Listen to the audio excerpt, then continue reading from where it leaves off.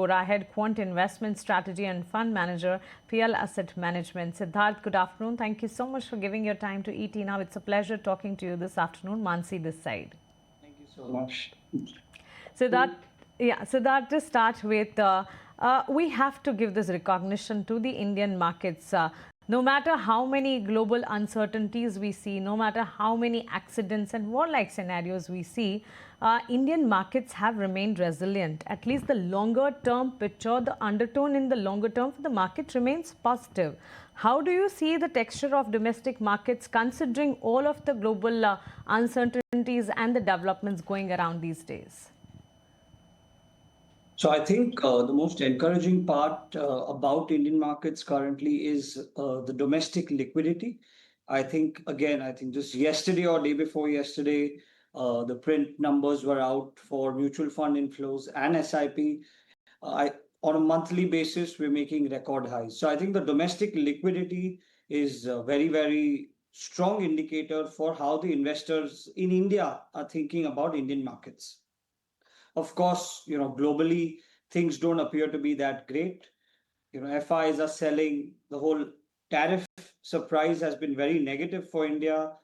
The outcomes and structure is also not going in the right direction, but I probably think this is negotiation tactics, and eventually, wisdom will prevail and things will get better from here. Right now, it looks like, short-term rally, then profit booking. Again, relief rally, then again correction. So it's a very range-bound market where after every rally, you will see some profit booking, and after every correction, you will see some value buying. So the markets are likely to be range-bound. Fresh triggers from here could be geopolitical de-escalation and the trade deal with US. This could provide the missing triggers that India needs for a meaningful upside from it. Hi Siddharth, this is Ankita also joining in. Good afternoon and thank you for joining us. Siddharth, I'll take a lead from what you just mentioned, the data, that point that came out that shows a lot of resilience as far as the domestic investors are concerned, come geopolitical tensions, whether it is in form of tariff or war-like situation, we have remained resilient, and that the strength can be seen with the DIIs buying as well as the retail investors with the AMFI data that came out. Safe to say that going ahead also, perhaps because it is really the Indian macro setup that's going to take the markets forward, because there is a lot of uncertainty on the geopolitical front, the consumption basket, that is likely to do better because we are going to look at more domestically facing sectors, whether it is consumption, whether it is industrials. I can see you also have a lot of industrials in your portfolio. Are these names going to do better? Clearly, because there is a lot of focus now on the domestically facing sectors. So I think the domestic macros, while resilient and healthy, they are less likely to be a trigger to take the markets ahead.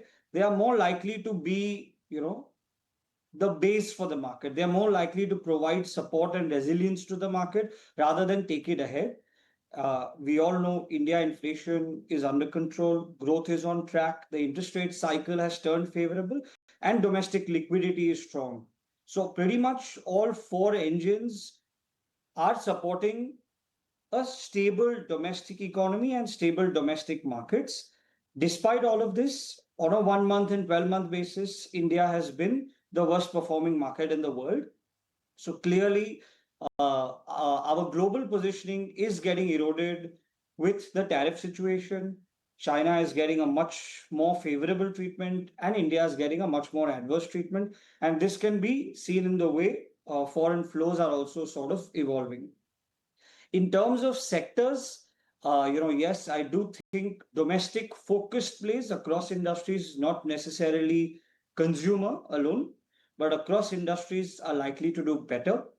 So we've meaningfully reduced our allocation in financials. We were at 42% last month. We're down to roughly 30%. We've exited private banks a month and a half back. Materials, whether it's cement and metals and mining, we've meaningfully scaled up, to roughly 18-20% of the portfolio. In fact, we've been trimming industrials a bit, down from 10% to 8%. healthcare is the new sector, where we started gradually building up allocations. We had no allocations up to last month, and over the last 20, 30 days, we've increased the allocations to roughly 6%. And the other major exit has been IT. We're down to roughly 1, 2% from 12% last month. So quite a few changes in the portfolio. We also hold a cash reserve of roughly 14, 15% in this, choppy, volatile, and slightly bearish undertone market. One more thing, while we do compare the benchmarks with the broader markets, I want to understand your style and strategy of investment for our investor and viewer interest. At present, if a viewer, investor has capital and is willing to park that capital, what all asset classes should one eye? Because yes, we are talking large about equity markets, but at the same time, when we talk about investments, we should consider all the asset classes, right? That's right. So I think a multi-asset allocation strategy is pretty much an all-weather strategy where, based on your risk profile strategically, you're diversifying across equities, debt, gold, sometimes silver and real estate as well. I think that's a great strategy for an all-weather, low-risk, moderate return investor.